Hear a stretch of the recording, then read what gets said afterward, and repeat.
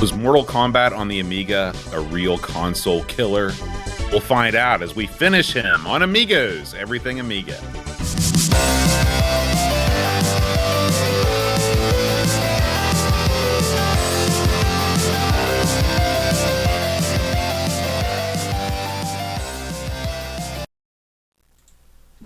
Hi, everybody. Welcome to Amigos. I'm John. And I'm Aaron. And today, Aaron, we're talking about Mortal Kombat. Oh, yeah, man. I'm very excited about this one. You're a fan of the combat sports, I would say. I am. Yes, absolutely. You know, a lot of people think that UFC is the pinnacle of combat sport. Would you say that there's ever going to be anything that supplants it in a more extreme way? Well, there already is. If you're going to go by that, if you're calculating the group that has the most extreme combat, then the UFC's already been surpassed long ago. Oh, because if you watched Pride, or if you watch like some of the Russian promotions, like they allow stuff that is outlawed in the UFC. For example, elbows, like 12-6 elbows, soccer kicks to a downed opponent, knees to a downed opponent. That stuff's all legal in some promotions. So by your reckoning there, then that's already happened. And just for the record, when Pride was around, which was years ago, they were in Japan, and the rise of the UFC is somewhere in the ballpark of the rise of Pride. Eventually, they bought Pride, and it was out of Japan. But Pride was doing all this stuff as the UFC came up, and as the UFC matured their rules, like in Pride, like weight classes didn't mean anything. You would have all kinds of giants versus little guys matches, where in the UFC they've done it like boxing. Well, it's safer. It makes more sense to have weight classes, but it's, if you want to see a freak, huge guy take on a little guy, you can't do it. In Japan, you can get away with that stuff. But in Russia, I've seen video of tag team or full team battles, like two teams just go in there and fight each other, and as they knock each other out or summon each other, they can gang up on other guys and hold them while they pummel them. Oh, wow. I mean, it gets real violent. When you have that, in my opinion, you rob the sport of the what is the essence of, which is the one-on-one battle. And now, I'm not as adverse to 12-6 elbows or, I don't know, soccer kicks. You're getting a little bit. That's pretty violent, and knees to a downed opponent and stuff like that. There's got to be some limits to biting. I mean, the original UFC, you could hit guys in the groin. It was totally legal. There were really no way to stop the fight unless it was a knockout in the first couple UFCs. What did they say? It's like you're either leaving the ring in a body bag or in a handbag. What was the quote? It wasn't a handbag, I don't think. If you're in a handbag, then they've brought some sort of farm equipment into the ring. But yeah, it was a different world then. But it's a better world now, because mixed martial arts wouldn't have been accepted as a sport in the United States had those sorts of shenanigans kept going. You just can't. You can't have legitimate groin shots. That's just ridiculous. Or eye gouging, stuff like that. It's just no good. There's a very famous match with Keith Hackney and a guy named, I think his name was Joe Son. And Joe Son takes Hackney down, and he just repeatedly punches Joe Son in the groin. Over and over and over and over and over. And it's, it's one of the last matches that would allow that, because it's, who wants to watch that, too? I'm a guy. I don't want to see that. It's not good. Well, would you say that UFC, as it is today, is the perfect balance between sort of man's innate need to watch other men beat each other up, but still keep it mostly geared towards the safety of the participants? Well, man does like a good tussle, and woman to a certain degree. Sure. It's funny you should bring this topic up. I watched UFC this past weekend, and I was watching it, and I thought to myself, and as I watched it, they brought out a current political figure that I'm not too keen on. Okay. And they have the fights. I thought to myself, I thought about it I thought, okay, the guy that runs the UFC, Dana White, they've got video of him smacking around his wife. Not Okay? good. Nothing happened to him. No punishment. Your number one star, Conor McGregor, has done all sorts of nefarious illegal crap. I mean, tons and tons of assaults and stuff where he almost got ended careers when his boys attacked his bus while UFC fights. It's ridiculous. And same thing with John Jones, who's done all this horrible stuff. Hit somebody with a car, smacked around a pregnant lady. So at the top down, you've got scumbaggery, okay? And then they also they pay the fighters a pittance, so the guys are out there killing themselves for practically no money. Comparatively, because it's the only game in town, And so it occurred to me that I love MMA, and I will watch UFC.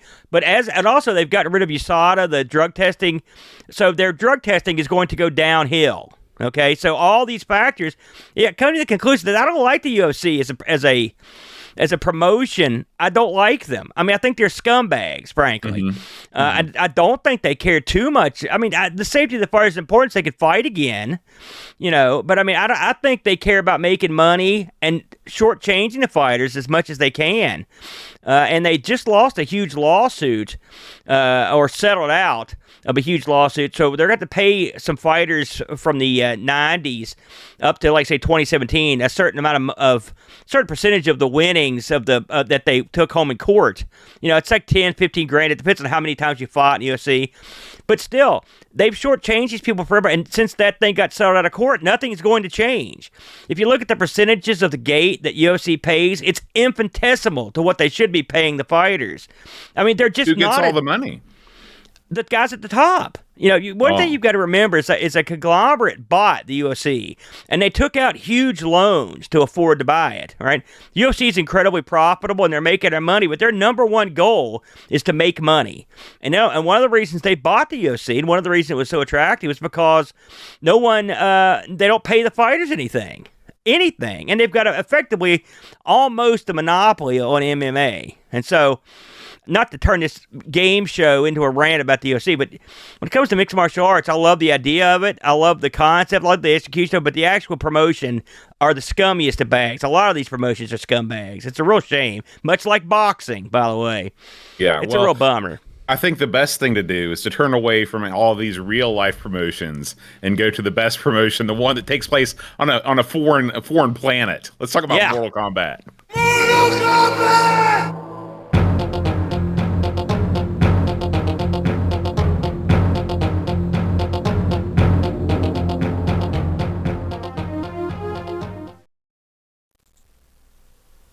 Oh yeah, Mortal Kombat, that's a great tune.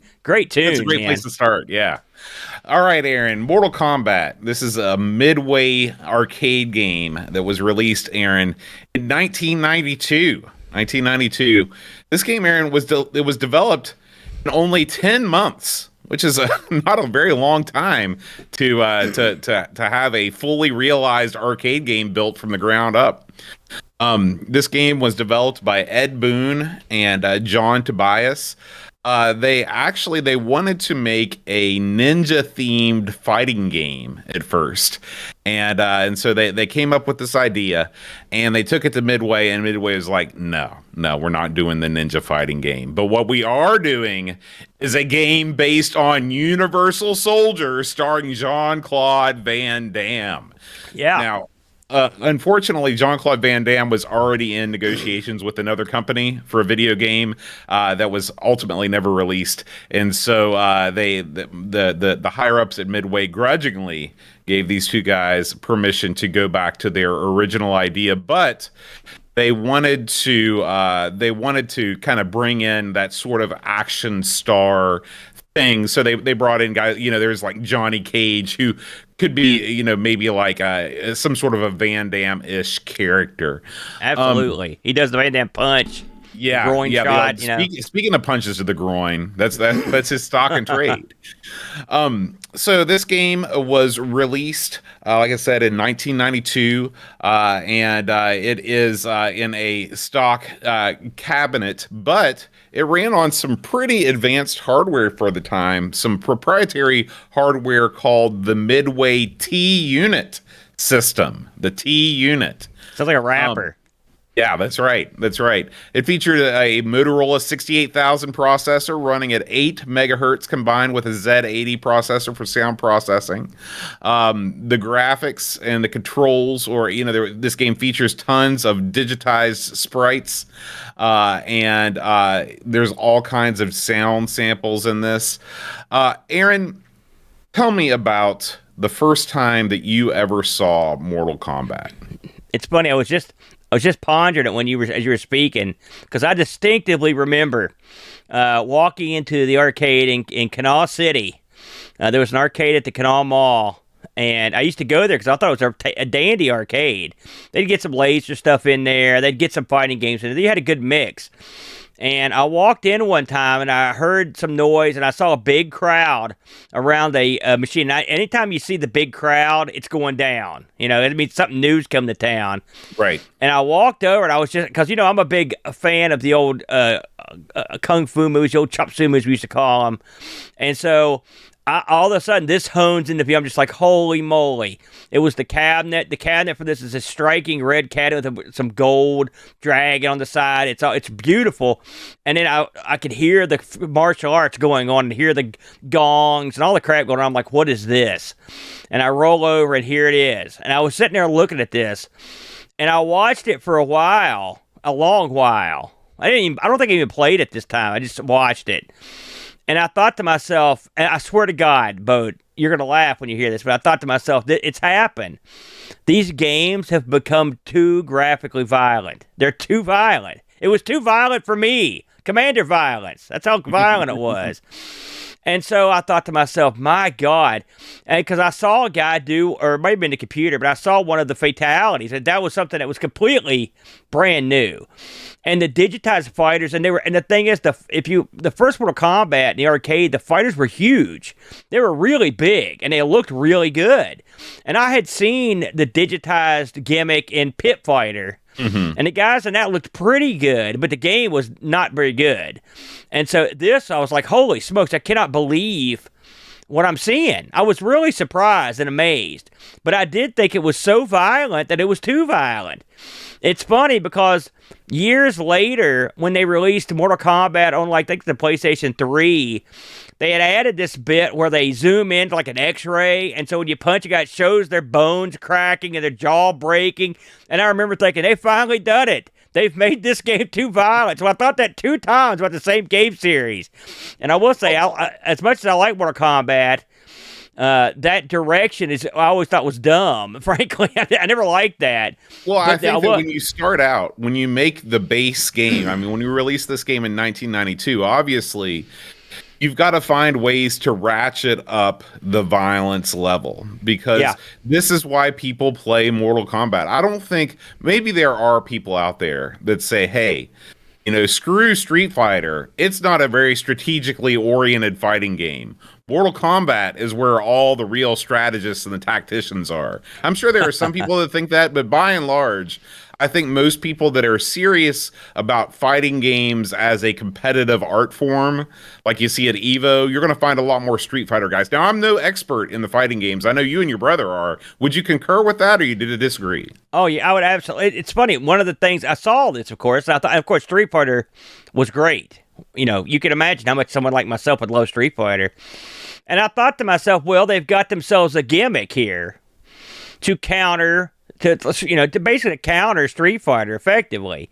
And when you play, especially Mortal Kombat 1, now Mortal Kombat 2 is your money Mortal Kombat. It's a much better game.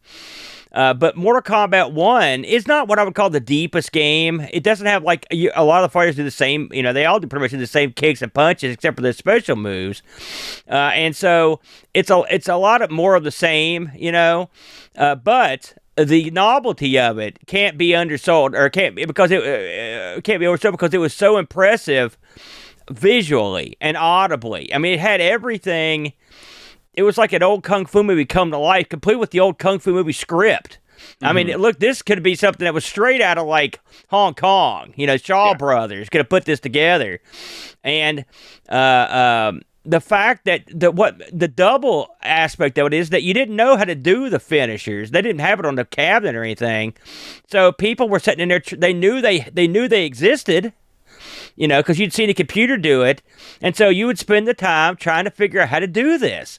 And then you also occasionally, like, Reptile would come down, and you'd be like, oh man, because you knew there were secrets in the game, and that cannot be overstated either. The fact that the secrets were a huge part of this game. I mean, you remember Street Fighter didn't really have any secrets.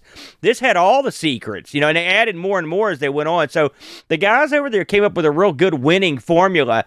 If you can't make a real deep fighting game, then you can make a spectacular fighting game, and that's what they did.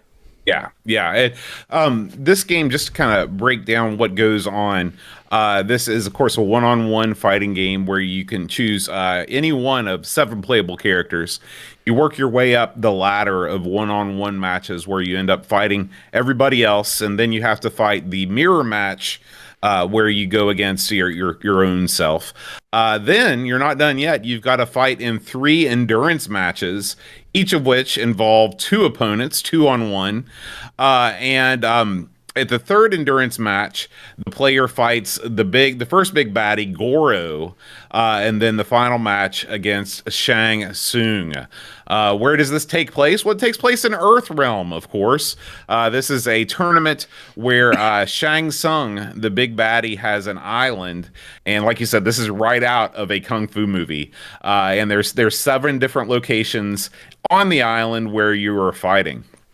The introduction of the game explains that Shang Tsung was banished to Earthrealm 500 years ago, and with the help of the monstrous Goro, can seize control of the Mortal Kombat tournament in an attempt to doom the realm. So Goro is like his toady, and he can take care of whoever comes across. So for 500 years straight, Goro was undefeated in the tournament, and if Goro wins again, Shao Kahn will be allowed to take Earthrealm, okay? So to prevent this, a new generation of warriors have got to do what it takes to vanquish Goro and take out Shang Tsung. Aaron, when you were first playing Mortal Kombat, did you take the time, because a lot of this is spelled out, in the attract mode. Did you know about any of that stuff, or did you just pop in a quarter and go? Oh, no. I would watch. I mean, eventually when I could get to the machine and it was not as packed, I could sit down. Of course, this machine ultimately it ended up everywhere. Eventually, it didn't take long before this thing showed up everywhere. The attract mode has like these little QuickTime movies of the different characters. That it has their backstory, which is cool. Then it has the backstory of the game, and all the Mortal Kombat are like this. Mortal Kombat 2 is the same way, and so it teaches you. Here's what's going on. Here's why you're fighting. Here's where you're at. And you learn, and then in the game, there are secrets. The secrets that you need to uncover. There are clues, so they clue you in, which is smart. They don't tell you how to do it, but they do give you clues.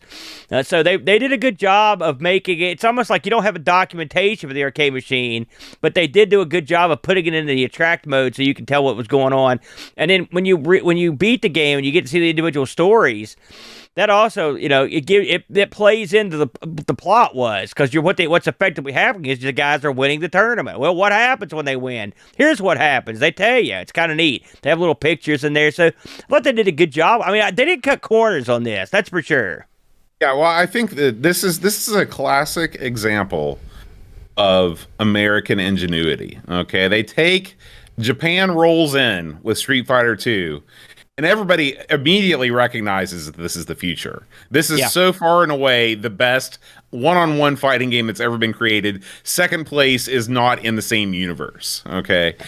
And these guys, they say, okay, well, what can we do to compete against this, okay? Well, maybe we can't make something, like you said, is incredibly deep gameplay-wise, but we can definitely put in a lot of things to make people want to put more quarters into this. Yeah. And like you said, adding all the secrets, adding the backstories, putting a little story mode into the game, so when you beat it with one character, you see what happens, but then you're like, hey, what happens if I beat it with this other character? It gives you a reason to kind of check it out.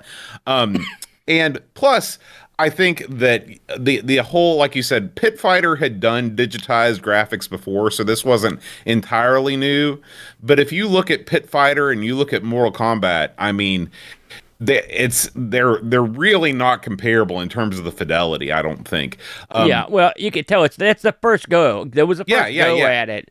Sure, and I will say, Pit Fighter is like 4 or 5 years earlier. So I'm not going to rag on Pit Fighter, but it was. This is an evolution for sure. Oh yeah, absolutely. And Pit Fighter Pit Fighter gets crapped on a lot, but if you put it in the arcade, it's not hideous. It's I mean, it's not the best, but they tried some different stuff.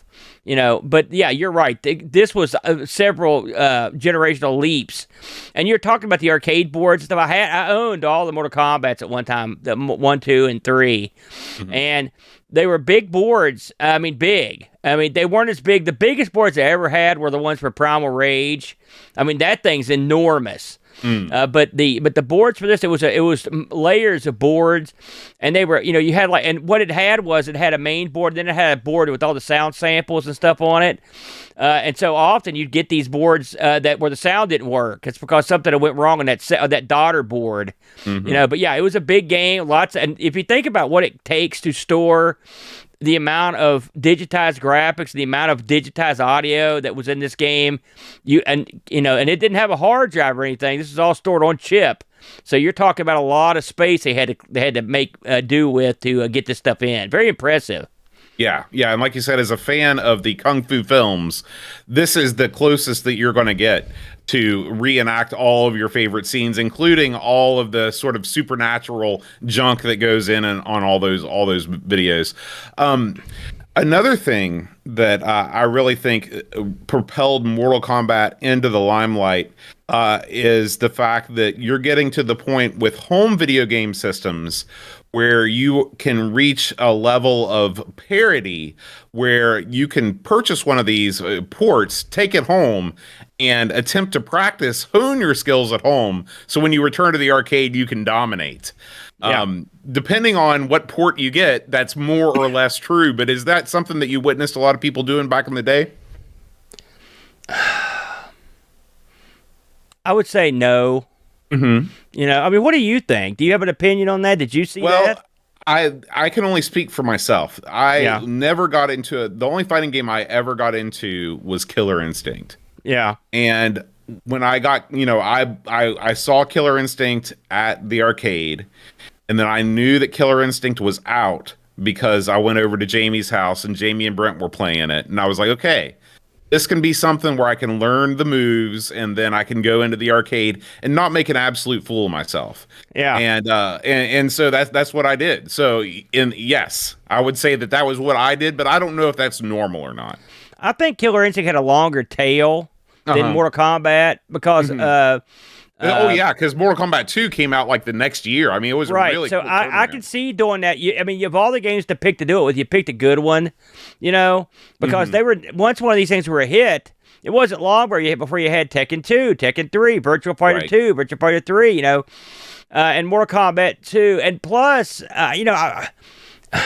by the time you got home and you had it at home, did you run to go to the arcade and play the game you already had at home? Probably not. Yeah. Now, I'll tell you what we did see a lot of. BBS, this is one of the first games I saw where you would download, like, moves lists. And fatalities and all the secrets, and you could I even saw people at school selling them. Not at my school, but who was it I was talking to about this? Somebody I was talking to was telling me the guy had photocopies of all the moves and he was selling these at the school in '92. It was somebody I knew. Yeah, probably Brent. It could have been Brent. He could have been the one selling them, for that matter. I remember getting on eBay and someone would custom make bezels that had all the moves on them. That was something else I saw. So this was a different world. And I will say, I mean, there's an obvious comparing Street Fighter to Mortal Kombat. It's the old enemies. It's like Mario and Sonic in a lot of ways, but Street Fighter, as superior as it was I mean, especially the Street Fighter 2 to Mortal Kombat. I mean, ultimately, Street Fighter tried their hand at the Mortal Kombat graphics. And it was important to Capcom to try to, because they were worried. They were worried that you're like, wait a minute. Much like the way they tried to get into the 3D Street Fighters, with the EX series, they had Street Fighter the game, the movie, the game, which was and that wasn't a joke. That was going to be Street Fighter 3 at one time. So I mean, they didn't just phone it in. They cared a lot. And so that shows you the amount of competition that Mortal Kombat gave it. I don't know how they stacked up financially, but I mean, both series have made $1 zillion over the years. Well, I can tell you that there was no bigger friend of the series than the U.S. Congress, because this was one of the big 2 games that Joe Lieberman and his pals singled out as being, overly violent and or sexual with Night Trap.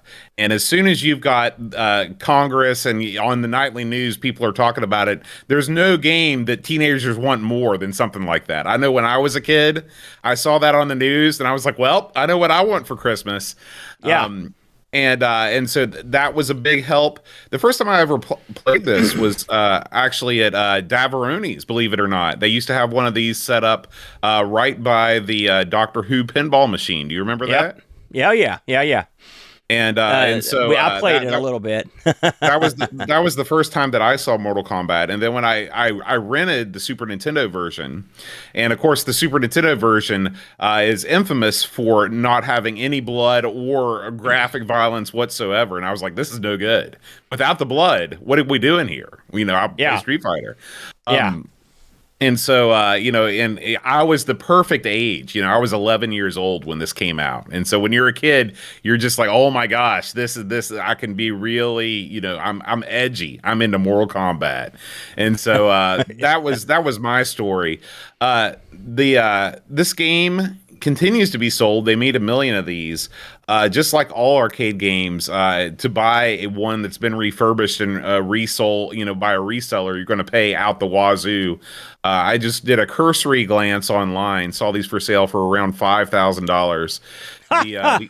The Arcade 1-Up group, of course, I think they've done a couple Mortal Kombat machines at this point, and those are now going for the prices that you used to be able to get the actual arcade machine for. Do you remember, Aaron, back in the day, what were Mortal Kombat machines going for? Cheap.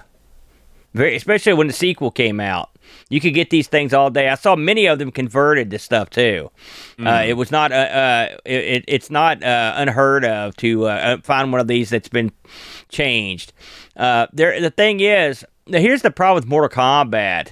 The button layout on the original Mortal Kombat is not a stand. You can't just swap in your Street Fighter because they've made the buttons in that crisscross pattern, and then once Mortal Kombat 3 came out, then you couldn't swap in the board because you were missing a button, so you had to do a drill job on it and add the extra button. I saw a lot of Mortal Kombats in other machines too, like Street Fighter's or something that's been converted to it, because sometimes you'd come across a Mortal Kombat with a 6-button layout like Street Fighter. They'd give you 2 blocks, so that was that's my preferred way to play. But the CAD that was a big, sturdy CAD with a nice big monitor in it. It's a beautiful cabinet, really. This is what I would, if I came across a real nice one, and I'm talking like about 1/10 what they're asking and what you're talking about, I would buy it. But these things were cheap as chips back in the day. Like I said, me and Brent we may still own all 3 of the boards. I can't remember if we sold them or not. Because again, the PCBs, there was a time where you could get these things. I bet we didn't pay more than $50-$75 for any of the 3, so they were pretty cheap, and they were JAMA. I want to ask you some rapid fire questions about where you stand on certain things from the Mortal Kombat series, because when we're going to have this chance again. Okay, go ahead. All right, where do you stand on the block button versus back for block? The block button's okay once you get used to it, so I'm okay with it. Okay. Were you in favor of the introduction of the run button in Mortal Kombat 3? Not just no, but hell no. I hate that run button. It's a travesty. That was their combo setup, and I hate it. They've got too darn many buttons already. You do not need a run button. Why don't just tap forward twice on the joystick if you want to run? That's easier. The last thing that game needed was another button. It also, it's not home friendly. It's just not good. I never liked the run button. Brent was I never use it either when I'm playing those games. I never use it. What and was if the you purpose? don't use it, like what it sets up combos. Okay. That's all it is. You hit the run button and you run in and you could do. Then you start up combos with it. So in Mortal Kombat, when did the combo system get introduced to Mortal Kombat? 3. I mean, well, there was always juggling and stuff. You could do some like glitchy stuff, but I mean, 3 they added straight up combos. Okay. And yeah, that was one of the things that I read about as I was doing research, is that Mortal Kombat was the first fighting game that had juggling in it, although they didn't necessarily mean for it to have it. It was one of those happy accidents that happened. Yeah, well, I never liked that. I'm not the biggest combo guy. I was because I started not being as good when those came, because you have to memorize stuff. Not my bag. Yeah, and it's funny we were talking about UFC fighters not getting paid. That transferred over into the digital space too, because I think Kano was paid something like $50 total. Yeah, to be in Mortal Kombat, and in addition to that, he did not get any further royalties or anything. A lot of these actors really got a raw deal from Midway, and a lot of these guys ended up using their likenesses in other games. And I believe that the guy that played Kano, he did one event, or it might have been Johnny Cage. I can't remember which actor it was, but he did one event for a rival company and made more with that one event than he did his entire Mortal Kombat 1 career. So kind of crazy. Some of those guys did that Mortal Kombat Live tour. I don't know how, not all of them, but a few. And it's funny because one guy played like half these characters. I think the guy that did Liu Kang was Liu Kang, both the ninjas and Shao Tsung, and who was the other? I think he was like 4 or 5 guys. Just that one guy played him. So yeah, that guy did a lot of the work. But yeah, but that's like saying how many games we covered on the Amiga, for example, where the staff at the studio did the sound effects. Or no, they're not getting residuals. That's not the way they did it back then. That's true. It's just this is one of those, since you see their visage on the screen in such detail, it's a little bit more shocking that they weren't paid more. But you're right. It's the exact same deal. You know what's shocking? I'm sorry, go ahead. Did you go see the live Mortal Kombat thing? Oh, God, no, I didn't say that. But yeah, what shocks me is the fact that Midway went broke. I mean, if you think about the amount of money that just this series has generated, that and not to mention stuff like NBA Jam.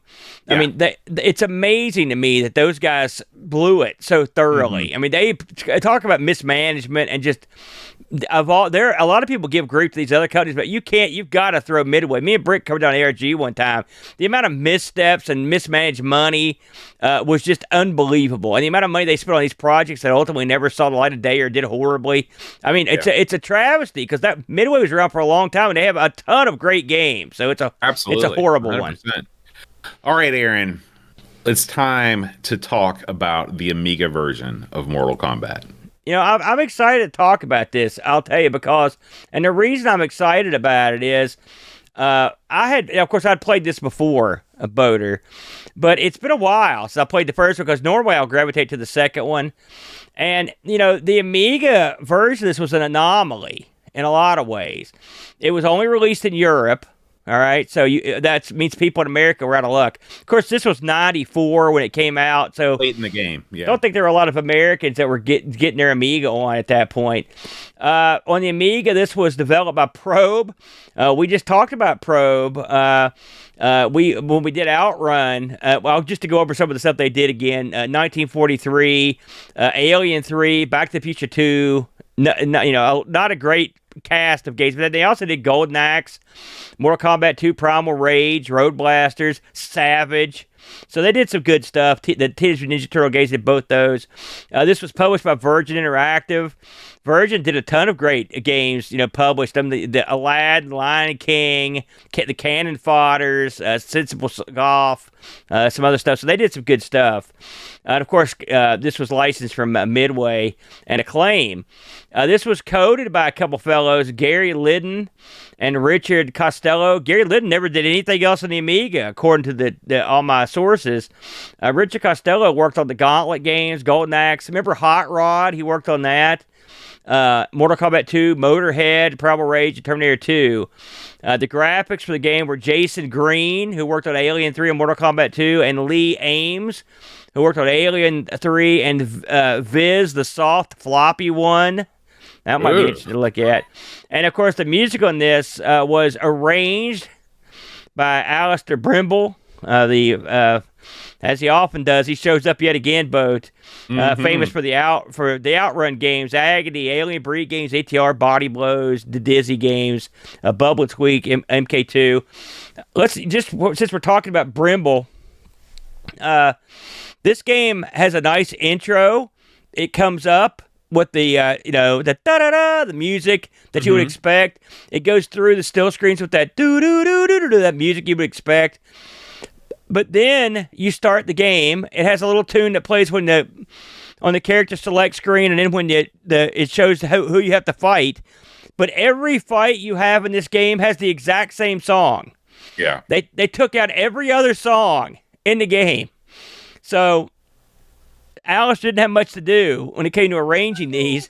I can only assume, and this is a guess, Bo, maybe you have a guess, maybe it was because of the loading because this game had a ton of loading back in the day, because I played this when I had my original Amiga on floppy, and this was a disc swapping ordeal, Bo. Yeah, I think you're onto something. I think that when they were making this game, because of the graphical fidelity of what's going on here, and also the relatively fast action, they probably wanted to do everything they could to keep loading from as little as they could, although there was still a ton, like you said. So probably that had something to do with it, and maybe also budget considerations. Maybe Brimble, he probably wanted to be paid more if he was arranging more than one tune. So that might have entered into the conversation too. Now, here we are in 2024. We've got the luxury of using the WHD load, and never has a game benefited more than this one does. I mean, it's a much smoother experience. So and I just wanted to mention how horrible the loading was now, because I'm not gonna harp on it because it's 2024. But if you're trying to play this on floppies, I mean, you're screwed. Just don't do that. It sucks. Yeah, it's horrible. And I remember when I got this, the Pirates had like a pirate disc that you had to stick in before you actually started booting up the game. It was like an extra disc. I can't remember if they had condensed this down or what they did, but I mean, I remember that there was an extra disc involved. Here's an amazing bit of fact here, Boat. This ran on a 1 meg chip RAM ECS OCS Amiga. So this didn't require AGA, this didn't require an 020, any of that stuff. This would run on which, if you consider, I mean, that's essentially, aside from the chip RAM, it's essentially the same Amiga that was released in '85. I mean, more or less. Well, yeah, I mean, it's the same hardware that's inside the Sega Genesis. Well, it's sort of. The Genesis has a few more things going for it that the Amiga didn't have, and vice versa. But I guess what I'm saying is, you're running Mortal Kombat on a machine from '85. That itself is gutsy. Just to attempt is gutsy. It's in a way it is, and I would say that about a bunch of other games. But you're talking about a game that had an original Game Boy port. You're talking about a game that had a Sega Master System port. Yeah, and but they're horrible. There's an Atari Lynx port of Mortal Kombat, and I disagree. The Game Gear one's the one that comes to mind. I went through and I played as many of these as I could find on these low-end systems. Yeah. And none of them played horribly. I mean, were they as good? Well, the Amiga is definitely better than the Game Gear port or the Lynx port. Did you try? So you tried the Game Gear port? Yeah. I mean, it's an abomination. It really is. It's not that bad. It's not that. I've got a Game Gear with that game. It came with it. I wanted to return it. I think I've got 2 copies of it. I mean, it's like a bad penny. It's possible that since I was doing all this on the Mister, playing it on a bigger screen might have made the experience more pleasant. Maybe playing it on that tiny Game Gear screen, not the best. Not washed out. Yeah. Oh, yeah. I will say they gave it a shot. How about that? This originally, of course, this is 1 or 2 player and sold originally for £25, 99p. And Of course, as Boat mentioned, this got ported to everything. Just to touch on a few, the Game Boy, the Super Nintendo, the DOS, which I owned, the Game Gear, Master System, the Genesis, and the Genesis CD. This game tried to replicate as closely as you can do it on an Amiga, the arcade experience. Now, let's get down to brass tacks here, Boat. Let's talk about the attract mode here.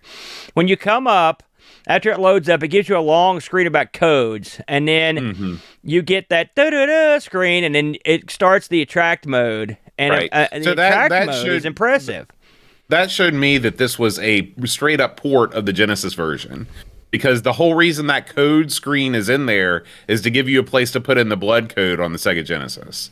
Well, it is okay. So I can only speak from my research. Okay, most people think that this is a port of the Genesis version, and it probably is. No one knows for sure except for the programmers, but that's the feeling. And it's like the Genesis version in most ways, but just with more stuff removed. Right. All right, so it's not on par with the Genesis version, but in some ways, there are a few ways where it's better. So, but the attract screen, having the entire attract screen, very nice. That's not something every version has got. And it shows you that someone cared enough to port that stuff over. The attraction is just like the arcade. This is the opposite of what we were talking about last week with Outrun. Yeah. Where when you fire up an arcade port, the first thing the first thing that I do is button. But the first thing that a lot of people do is say, okay, let's see how close this is before we even start playing. And if you give them that attract mode, you're creating the illusion for them that what they've brought home with their hard-earned cash is something akin to the arcade machine. Yes, absolutely. That's exactly where I was going, Bode. So once complete with their little real-time animations, which is unusual, and not every version has it. So in that area, it's quite nice. The first thing you're going to notice is that obviously the colors are washed out because you're working with fewer colors than you did on the other systems. I mean, the Super Nintendo, say what you want about the content and whatnot, but the color's nice on it. Yeah, the color on the stamp is probably the best on the Super Nintendo. I would say the DOS got the best version of this. Oh, okay. Yeah, I wasn't counting the DOS version. A lot of people do speak highly of that.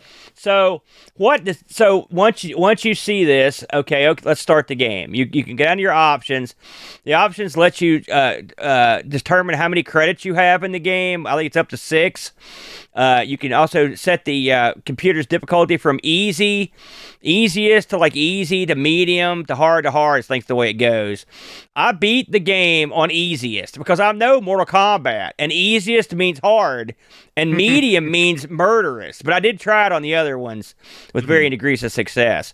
And then once you do that, it makes you set back through the credit roll, and then you get into the game. Now, when the game comes up, you've got your choice of characters. Bam! All the characters are here. All right, hey, listen, it could be, you never know. It'd be worse. It's got all the characters. Now, in the arcade, they're animated on this screen. In this version, they're not, but they're all there. They look good.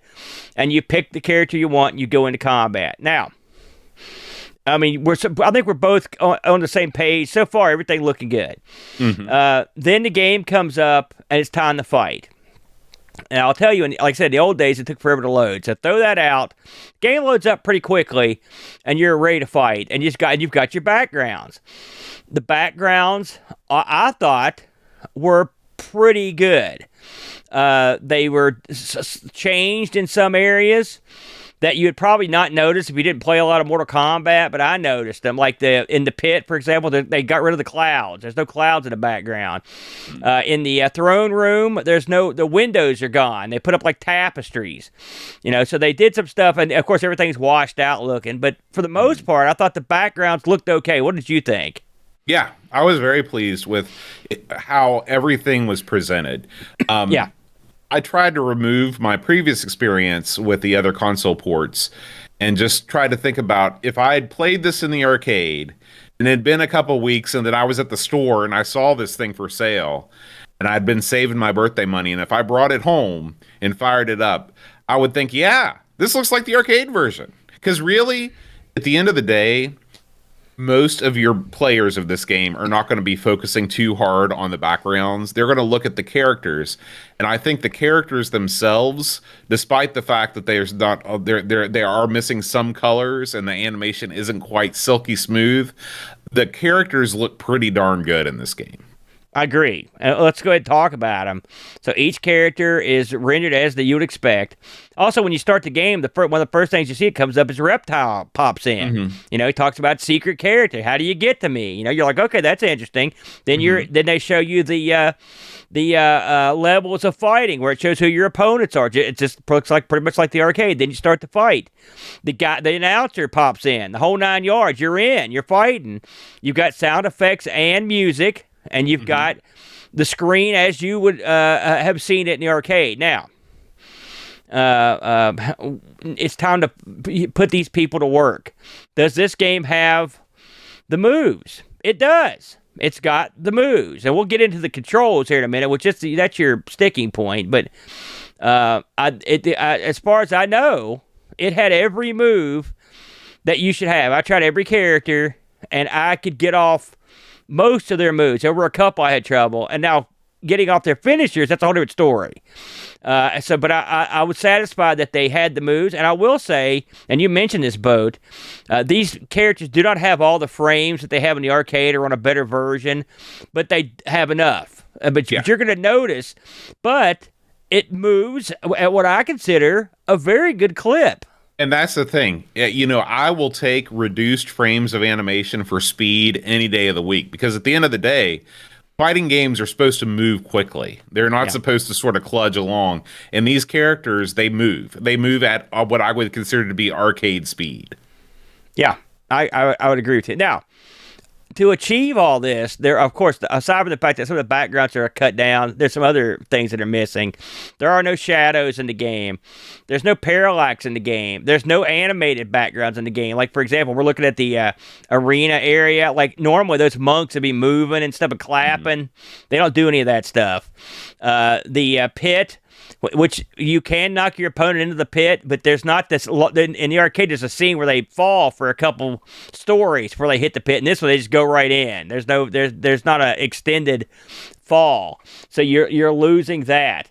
The freeze animations aren't as good. They look real washed out when you freeze each other. When you play a mirror match, the other character, which I never liked the way they did this in the arcade, but they don't look that great. There's a couple that just get really dark. You know, the alternate color set, not the best.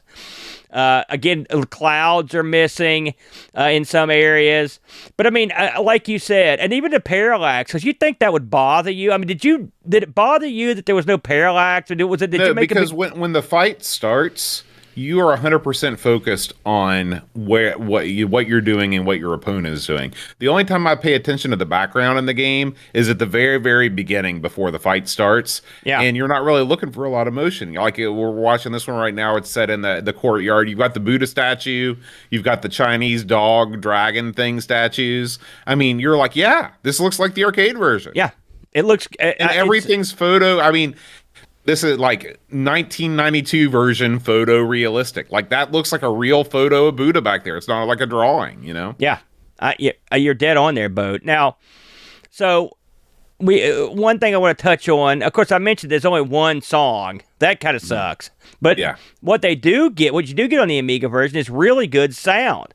Mm-hmm. In fact, this is probably, aside from maybe the DOS version and the Sega CD version, this has the best digitized. This has more digitized audio than any of the console versions. I did notice that as I was playing. Yeah. There were a lot of samples in there. And that makes you feel good. You're like, there's what I want to hear. This is what I expect to hear, you know. And so that's good. They of course they just pulled it right off the audio from the arcade, so it sounds it's all arcade authentic. In fact, arcade authentic is what I would describe this game in a lot of ways, just because I've played a ton of the arcade game, and I played this and had a very quick learning curve, and that tells me that it's close enough to where my skills would translate.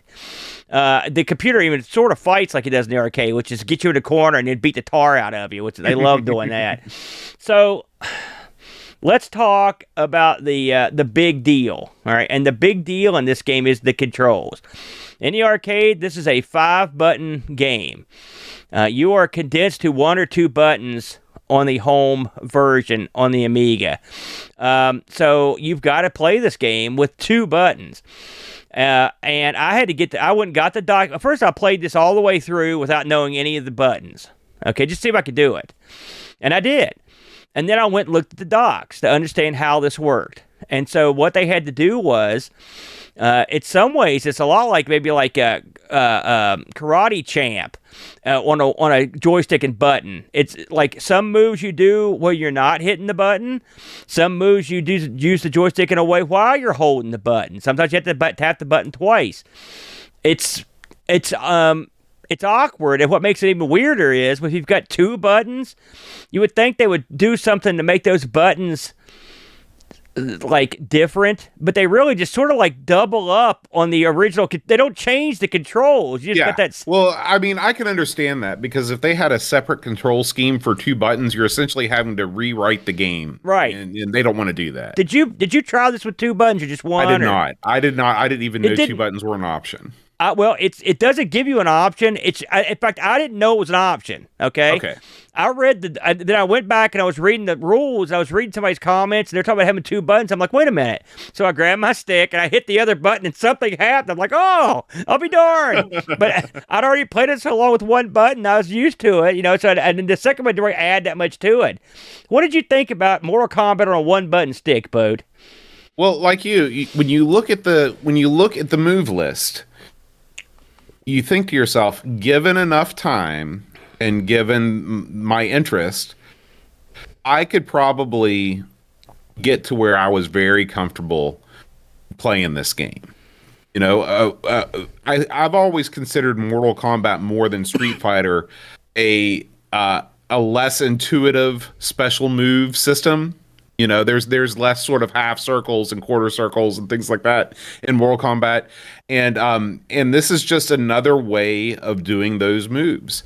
And if you handicap yourself by playing against somebody else who's also using the same control method, which you are because that's the way it works, and you're going to have an even match. And the way that they do the difficulty level on this game is perfect. I love it that you can go through. I couldn't beat this on easy all the way through, but I could get pretty far. And I love the fact that they give you that option. They don't just destroy you from the beginning and give you no hope whatsoever. Because for a lot of people that bought this game, some people had buddies they played with, but a lot of guys or a lot of ladies were not, they were going to spend the majority of their time playing this game by themselves, and giving you an avenue that you can increase your ability levels by starting off on easy and moving your way up. That's great. That's fantastic. Yeah, I agree. I mean, and plus, this is one of the versions of Mortal Kombat, like you could set to where you could actually not just get slaughtered by the computer. That helps a lot. It's unusual for an Amiga game to allow that. You'd think this would be unbeatable on the Amiga, and you'd start out just by getting smoked. We should mention that Goro's in the game. He's a little smaller, but he's here. Shang Tsung's in the game. He does morph. He didn't morph a ton. It's funny, when you have the disc version of this, the morphs, that sucks. But in this version, good to go. And he dies differently than he does in the arcade. But he blows up, I think, as I recall. And Goro comes down and instantly revels. So you can instantly smack him right upside the head, which is always a good time. Listen. I was very interested in seeing what the magazines thought of this, and the reason is, I think this game, we didn't even mention the fact as it comes up, this also has the skill games in the middle, all of it, which is nice, and they look good too. So, I mean, they've got that. You forget about these games because most of the time I played in the arcade was like 1-on-2, But one of the things I'm going to say here, it may be controversial. I think this game is an incredible overachiever. I really do. Especially for a European-only release. I think, because, they could have phoned this in big time, Bode. And even if they converted this over for the Mega Drive, they had to make a lot of changes and do a lot of work to get this thing to work. And the fact that they're getting this to run on a OCS ECS machine with standard the standard processor is ludicrous to me. I mean, it's baffling to me. We're looking at the side by side right now, and I mean, yes, are the graphics, is the fidelity lower? Yes. Are the colors lower? Yes. Are the guys smaller? Yes. But if you look at how they move very similarly to the arcade. I mean, they're bebopping right along, aren't they, Boat? Yeah, and I do want to mention that I made a mistake when I was talking about the T unit. I think I got the Amiga processor and the arcade processor mixed up. This actually, the main CPU in the T unit was a Texas Instruments chip. It was the 34010. Not that it was that much newer. It was still a 1986 chip, but it still only ran at 6.25 megahertz. So it wasn't some crazy fast chip. And then the sound CPU, it was a dual 6809 Motorola. Hey, Coco, or the old Yamaha YM2151 chip. And games that use that T unit are the Mortal Kombat 1 and 2, NBA Jam, and the unreleased prototype Judge Dredd game. Yeah, I read somewhere, I'm going to see if I've got it here in my notes. I think I wrote it down. That this thing was brought home. So the processor in the arcade game for Mortal Kombat, what did you say that was, or did you know? Because it seems like I read it was like a 6820 or something, like real weird. It's a TMS 34010, which is so that's the main processor. TI chip. Yeah, a TI chip from 1986. Oh, that's interesting.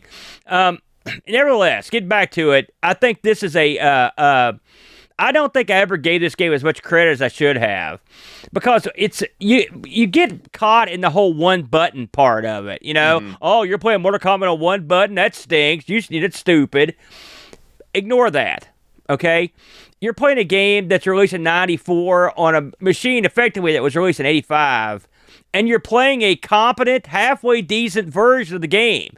You're, like you said, it's the boat test. If I go spend my £25.99 and I come home and I open this cool-looking box and I put the game in, am I going to be like, oh, God, like Outrun? Or I'm going to be like, oh, yeah, arcade time. And I think it'd be, oh, yeah, arcade time for this one.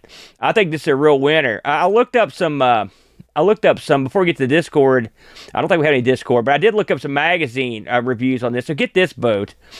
Because I was really wondering what this would score in the magazines, because this is 94, and we've often talked about sort of a quiet desperation that was started happening there in the magazines. Lemon has a respectable 7.53 on this game, and Lore over at Hall of Light gives us an 85. So the scores from when this was released, this is the contemporary stores. Amiga Action gave this a 91. Amiga Computing gave it a 90.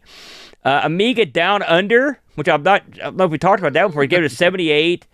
Amiga Format gave it a... Now get this. Amiga Format in January of 94 gave this a 74%. Okay? That's insane. No, Those wait. People are insane. In Amiga Format 77, that was released in November of 95, so this is roughly 2 years later, they gave it an 85. Weird. So I don't know if they thought it was a better deal at a budget price. I don't know why they would have changed it. What do you think the Joker gave this, Bo? Take a guess. 46. No, 79. Wow. High praise from the Joker. Yeah. And Amiga Power 86. So you can see these are B scores. These are what these are. These are B scores. The average magazine rating 85%. That's a solid score. So the magazine's got this one right, in my opinion. Now, well, I actually think they scored this a little bit low. I think that if you're looking at this from an Amiga perspective, okay, maybe not, because we're well into the AGA era. Right. We're well into the multi-buttons are possible era. The CD32 is either out or looming on the horizon. So I can see why they deducted points for this not having the multi-button support. But graphically, the sound-wise, maybe not music-wise, but sound-wise, to me, this is like a high B, low A effort. This is really a triumph, and it's a great sort of swan song. Although we are going to get Mortal Kombat 2 on the Amiga, I believe. Yeah. But it's, as we're nearing the end of the Amiga's commercial life here in '94, this is a fitting sort of way to go out rather than something like Outrun. I think that this must have sold well. I mean, as a European-only release, and they're going to take the time to port over Mortal Kombat 2. And I can tell you right now, if I played that, just to spoil the milk, it's good. I liked it too. But it's different. But I think this game overperformed. I think it sold well. And the thing is, something else you have to look back on. And this is something that bugs me when we talk about modern reviewers and whatnot. I'm not going to dunk on anybody here, but you've got to put yourself in the position of someone in 1994 who had an Amiga computer. I don't care what day of year it was or how old it was. They had this computer. They didn't have a Super Nintendo. They didn't have a Genesis. This is what they had. They wanted to play a game from the arcade. This was all they had. And so you've got to look at it from their perspective. Are they going to be disappointed? Are your friends going to make fun of your plays? I think you could get away with it. Now, the joystick, again, is what it is. But, I mean, I ran through and played this and got all my moves off from every character I tried without hardly any problem. And that's a triumph, frankly, for the one button, the control setup. Exactly, because how many games have we played of the fighting game genre where you can have the moves list in front of you and still not be able to do any of the moves? Yeah. And I will say, I think the top of the line for the moves were, I think the way they did it in Primal Rage with 2 buttons was the best of the bunch. All right, that's the best. But this is okay. And I mean, it's functional. It's funny, a lot of the magazine articles I read about this game, they often mentioned Body Blows. All right? Body Blows, the quintessential Amiga fighting game. Right. And they usually, I mean, I don't want to say they mocked this compared to Body Blows. It was, at the time, it was Body Blows Galactic. But I mean, listen, I don't hate Body Blows, but I mean, I think this is a more fun way to spend your fighting game time. That's my opinion. Yeah. But in your because neither one of those games are going to give you the strategic, tactical Street Fighter II experience. Yeah. So you might as well be playing the one that's in the zeitgeist. You might as well be playing the one that has the photorealistic graphics. I'm with you. Yeah, and this, I mean, you could show this to your buddy and not be like, the guy being like, this looks like looks dopey, or looks like it's from like 10 years ago.